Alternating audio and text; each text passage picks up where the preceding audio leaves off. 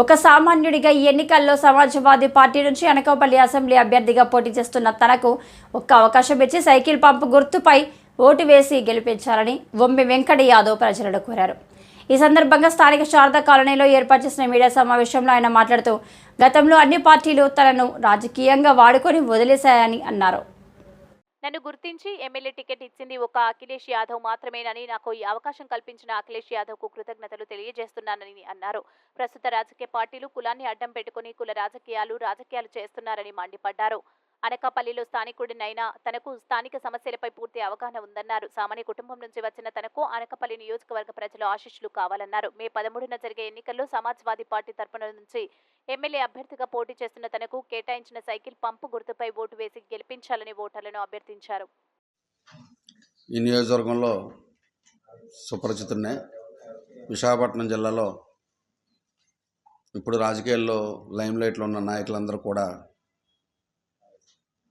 ఎంతో కొంత సహకరించున్నాను జీవితంలో. అలాగని ఏ నాయకుడు కూడా తన అనుచరులుగా అతనికి ఉపయోగపడే ఓటు బ్యాంక్గా వాడుతున్నారే కానీ నన్ను ఒక నాయకుడిగా ఒక ఎమ్మెల్యే అభ్యర్థిగా గుర్తించింది అఖిలేష్ యాదవ్ గారు. ముందుగా అతనికి నా అభినందనలు, కృతజ్ఞతలు కూడా తెలియజేసుకుంటున్నాను.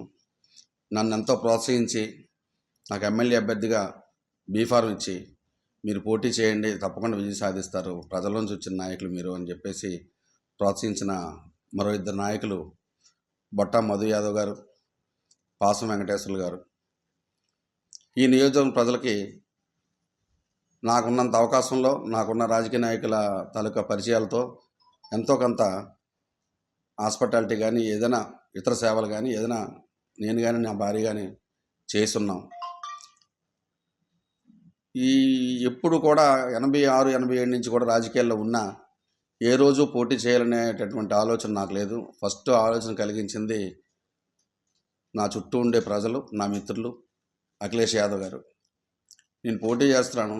ఒక సామాన్యుడికి అనకాపల్లి నియోజకవర్గంలో ఉండే సమస్యలు నాకు చాలా బాగా తెలుసు. ప్రతి ఎన్నికలకి కూడా ప్రతి రాజకీయ నాయకులు మాట్లాడే మాట ఇక్కడ డంపింగ్ యార్డ్ అనో, ఒక షుగర్ ఫ్యాక్టరీ అనో, లేదా డ్రైనేజ్ అనో, ఏ సమస్యలైనా ఇవి మాట్లాడటమే తప్ప తదుపరి పదవులు వచ్చిన తర్వాత ఎవరి స్వలాభం వాళ్ళు చూసుకున్నారే తప్ప ఎవరు కూడా నియోజకవర్గం ప్రజల కోసం ఆలోచించిన పాపాన పోలేదు.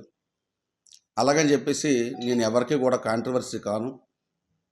నేను పోటీ చేస్తున్నాను. ప్రజలు నన్ను కానీ విశ్వసించి నాకు ఓటేసి నన్ను గెలిపిస్తే ప్రజలకి 24/7 ఎప్పుడూ కూడా అందుబాటులో ఉండి సాయం చేయగలను. ఎందుకంటే సామాన్యుడిని, ప్రజల మధ్య తిరుగుతుంటాను. ప్రజల సమస్యలు చాలా దగ్గరగా నాకే కనబడుతుంటాయి. నేనేమి కార్లలో బంగ్లాల్లో పారిపోయి జనాలు కనబడకుండా పోయేవాడిని కాదు. కాబట్టి ఇది ముఖ్యంగా ఏంటంటే ఇప్పుడు పోటీ చేస్తున్న అభ్యర్థుల్లో ఉత్తరాంధ్ర విశాఖపట్నం జిల్లా అన్నది చాలా సామాన్యమైనది, చాలా శాంతియుతంగా ఎన్నికలు జరిగే ప్రాంతం. ఇటువంటి ప్రాంతం చూస్తుంటే కలుషితమైపోతుంది. ఎక్కడెక్కడి నుంచో ఎవరెవరో వచ్చి దీన్ని ఒక యుద్ధ వాతావరణం కింద తయారు చేసి నెల క్రితం జరిగిన చోడవరం కానీ, నిన్న కాకముందు జరిగిన తారువాలో కానీ ఇటువంటి విషయాలు ఎప్పుడు ఏ ఎన్నికల్లో కూడా జరగలేదు.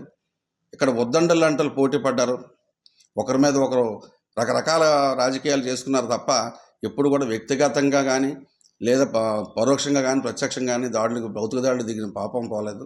కానీ ఎందుకో ఈ ప్రాంతానికి పట్టిన దరిద్రం ఏంటంటే ఇప్పుడిప్పుడే ఎక్కడెక్కడి నుంచో ఎప్పుడో వచ్చి ఈ వాతావరణం పాడు చేస్తున్నారు. ఎలా పాడు చేస్తున్నారంటే పేద బీసీలు, ఎస్సీలు, ఎస్టీలు, మైనార్టీలు వీళ్ళ మధ్య కులాల వారీగా, ప్రాంతాల వారీగా, వర్గాల వారీగా విభజించి పాలిస్తున్నారు. దీనికి కారణం డబ్బు. ఒక మనిషికి అవసరానికి మించి డబ్బు ఉంటే ఏం చేస్తున్నది ప్రత్యక్షంగా ఈ ఎన్నికల్లోనే చూస్తున్నాను నేను. ఎక్కడా లేదు. సామాజిక వర్గాలతో ఆత్మీయ సమావేశాలు పెట్టించుకోవడం. నేనేమైనా పెద్ద అభ్యర్థినా? ఆర్థికంగా నేనేమైనా బలవంతున్నా? ఏ రకంగానూ మీకు సాటి రాను నేను. అటువంటిది రాజకీయ పార్టీల ఆత్మీయ సమావేశాలు, అది కూడా విశాఖపట్నం జిల్లా మొత్తం మీద యాదవ్ ఆత్మీయ సమావేశాలు ఎట్లా అంటే అనకాపల్లి నియోజకవర్గంలోని తూర్పు